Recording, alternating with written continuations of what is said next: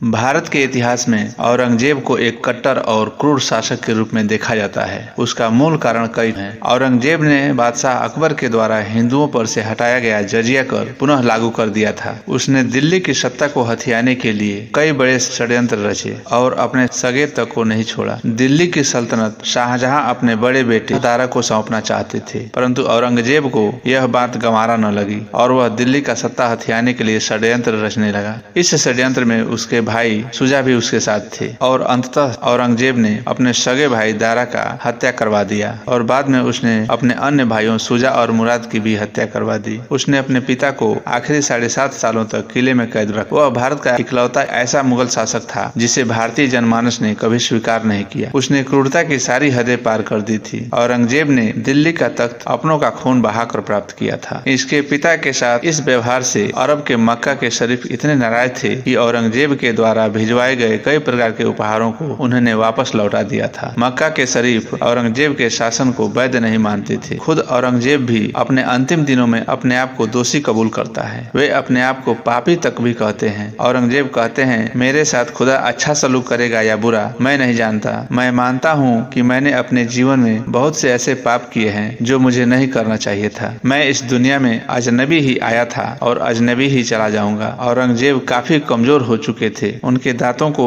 टूट जाने की वजह से उनके गाल काफी धंस चुके थे और आंखें भी अंदर की तरफ धंस गई थी। उनकी कमर 90 डिग्री के एंगल में झुक चुका था, मगर फिर भी आखिर समय तक उसने दुश्मनों से जंग जारी रखा। लेकिन वह अंतिम दिनों तक यह समझ चुका था कि मेरे मरने के बाद मेरा राज्य बर्बाद हो जाएगा। जिसे मैंने अपने जीवन भर आबाद किया है वह मेरे मरने के बाद विद्रोह की ज्वाला में धधक उठेगा। औरंगजेब के अंतिम शब्द थे आजमा फसाद बाग, अर्थात मेरे मरने के बाद अराजकता। और हुआ भी ऐसा ही। उस समय मराठे ताकतवर राज्य बन चुका था और वे विद्रोह की ज्वाला भड़का चुके थे। जब मराठों ने सुना कि औरंगजेब मर चुका है तो वे औरंगजेब के द्वारा अपने छीने गए राज्य को वापस पाने के लिए हमले करने लगे। इसके बावजूद भी औरंगजेब के बेटों ने सत्ता को पाने के लिए आपस में ही लड़ना जारी रखा और धीरे धीरे मुगल ताकत क्षीण होती चली गई और यहीं से मुगल सल्तनत की पतन की शुरुआत हुई। दोस्तों, इन बातों से तो यही पता चलता है कि अंतिम समय में अपने द्वारा किए गए अपराधों का औरंगजेब को पछतावा था। वीडियो पसंद आया हो तो मेरे चैनल वाईपी कमल को लाइक और सब्सक्राइब करें। मिलते हैं किसी अगले रोचक वीडियो में। तब तक के लिए जय हिंद, जय भारत, वंदे मातरम। दोस्तों।